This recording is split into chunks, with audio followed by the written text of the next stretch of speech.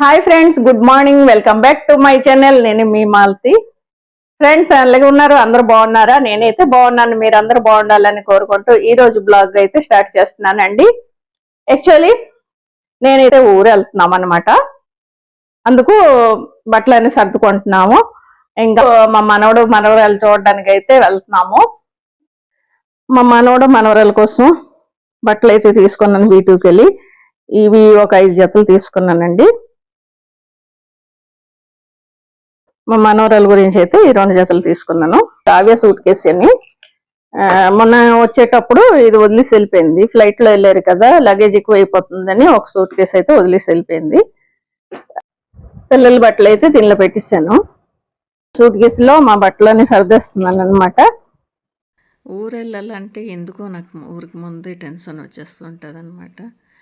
ఇంకా చీరలన్నీ ఒక వారం రోజుల ముందే తీసుకొని ఒక దగ్గర పెట్టుకొని సర్దేసుకుంటాను అనమాట. ఇంక ఈ సూట్ కేసులు అయితే చీరలన్నీ సర్దేసుకున్నాను. రిజర్వేషన్ కన్ఫర్మ్ అవ్వలేదు, కానీ బట్టలు సర్దేసి ఉంచుకుంటున్నాం అన్ని రెడీ చేసి. కనీసం ఆర్ఏసీ వచ్చినా వెళ్ళిపోతాం అనేసి ఎందుకు అతని బట్టలు కూడా తీసి ఉంచున్నాం అన్నీ, ఇంకా పెట్టియడం అనమాట.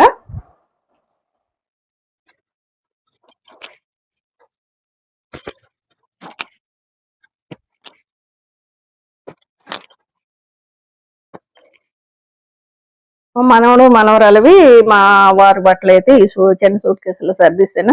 నా బట్టలు అయితే ఈ సూట్ కేసులో సర్దిస్తాను అనమాట. ఇదండి ప్యాకింగ్. ఇంకెళ్ళిన రోజు బోల్డ్ ప్యాకింగ్లు ఉంటాయి, అన్ని తీసుకెళ్ళాలి కదా పిల్లల కోసం. అవన్నీ ప్యాకింగ్ అయితే వేరేగా ఉంటుంది అనమాట. మాది రిజర్వేషన్ ఈక్యూ వేసాం అనమాట. రిజర్వేషన్ కన్ఫర్మ్ అయిపోయింది.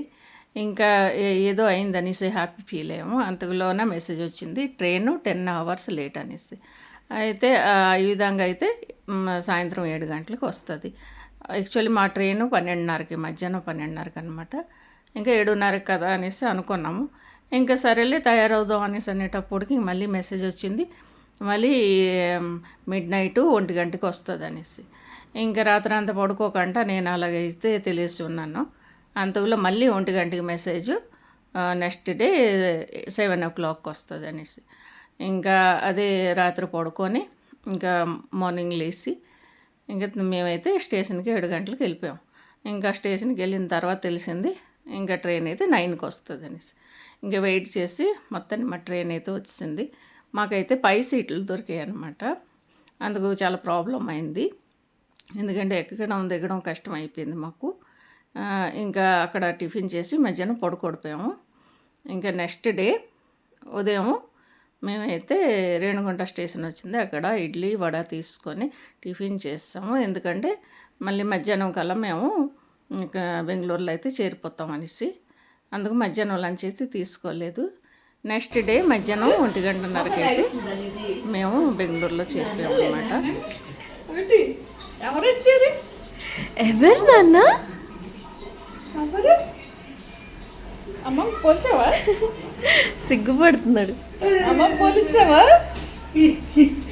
కడుక్కొని కాలు కడుక్కొని రండి.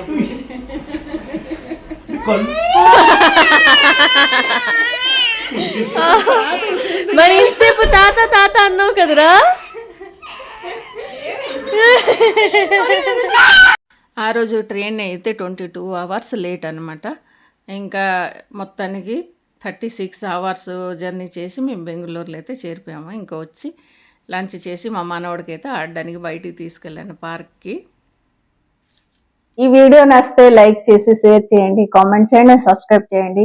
ఫ్రెండ్స్ మీ అందరూ వీడియో అయితే చూస్తున్నారు, వ్యూస్ అయితే వస్తున్నాయండి, లైక్ మాత్రం రావటం లేదు.